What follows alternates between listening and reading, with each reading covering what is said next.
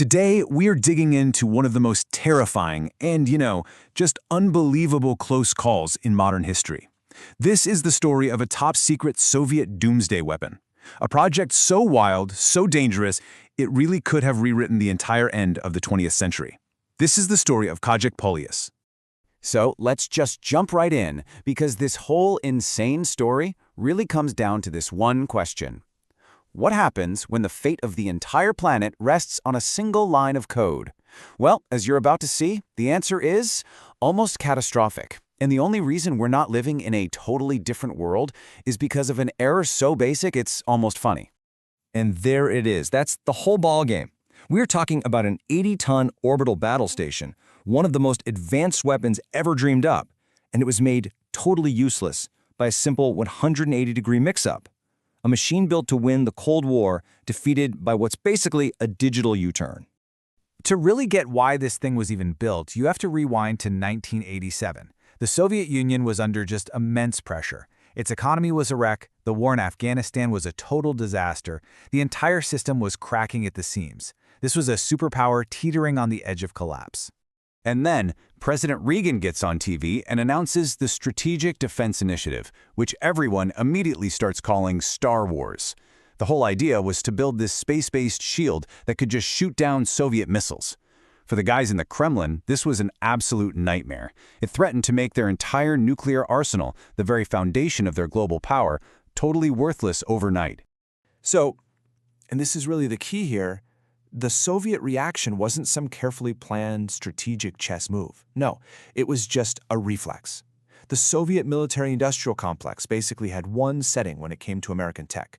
Build something bigger, build something scarier, and if you can, put it in orbit. And this project was that reflex made real. And this is what they built. It was called the Skif-DM. Now, Skif refers to the Scythians, who are these ancient, notoriously brutal warriors.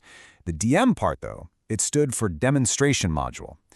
It's just a classic bit of bureaucratic doublespeak for what was, let's be honest, a weapon of terrifying proportions. And I mean, just look at the numbers. This thing was a beast. 80 tons, the size of a school bus, and they coated the whole thing in matte black paint. The idea that you can make an 80-ton weapon stealthy just by painting it black is completely absurd, but it tells you everything you need to know about the thinking behind this project. The heart of this monster was a 1 megawatt carbon dioxide laser. And let's be crystal clear, this was not some science experiment. This was a weapon, pure and simple. And its power was on a scale that nobody had ever put into space before. So what does 1 megawatt actually feel like? Let's try to put it into perspective. A really powerful industrial laser, the kind that cuts through thick steel in a factory, that might run at, say, 20 kilowatts. The laser on Polyus was 50 times more powerful. Its job was to blind America's early warning satellites and completely shred its military command and control from orbit. And this part is just perfect. It just shows you the bizarre nature of the Soviet system. The Americans, they give their secret projects these dramatic names like Starfish Prime. The Soviets, they called their planet-killing space laser Polyus, which just means pole, as in the North Pole. It is the most boring, mundane name you could possibly imagine for one of the most dangerous things ever built. Which brings us to May 15th, 1987, launch day.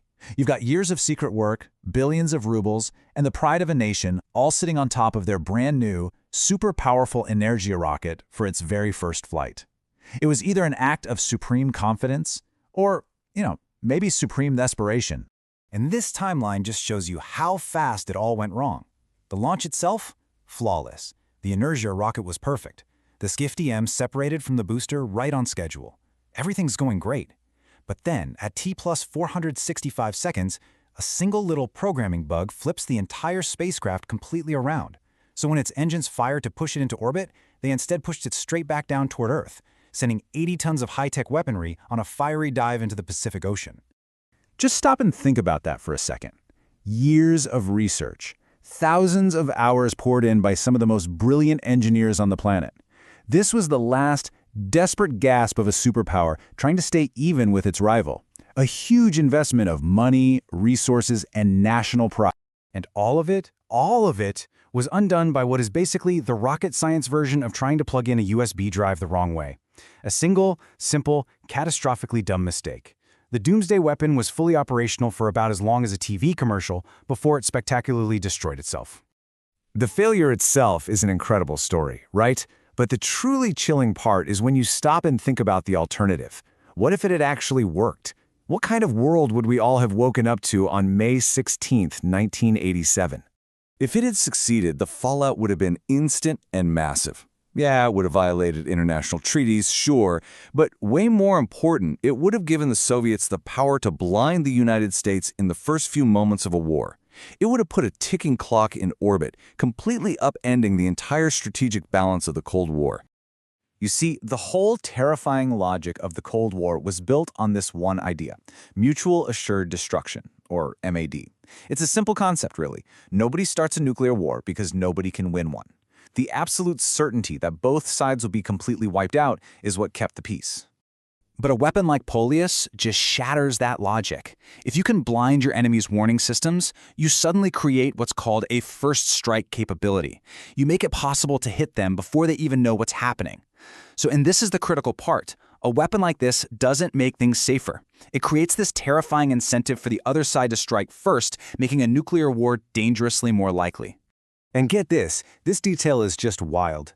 It's widely believed that the civilian leadership in the Soviet Union, including Mikhail Gorbachev himself, didn't even really know what was on top of that rocket. He was told it was a science experiment, a technical demonstration. The level of secrecy just shows you how rogue the military-industrial complex could go. So when you look back at the whole thing, it is really hard not to see that one little programming error as something more. It wasn't just the failure of one mission. In a lot of ways, it might have been the error that literally saved the world from a much, much darker timeline. I mean, let's just recap this insane chain of events. You have a massive, multi-year secret project involving brilliant scientists and unimaginable resources. It's a nation's last-ditch effort to stay in the great power game. And it's all completely wiped out because somewhere deep in the computer code, a value that was supposed to be positive was negative. That one little flip caused the whole thing to do a 180 and fly straight into the ocean. And we really should be clear about this. This was not a failure of talent. The Soviet engineers who built Polyus and its rocket, they were absolute geniuses. This was a failure of process, a failure of double-checking, of the kind of redundant systems that are completely standard in aerospace today, precisely because of spectacular failures like this one.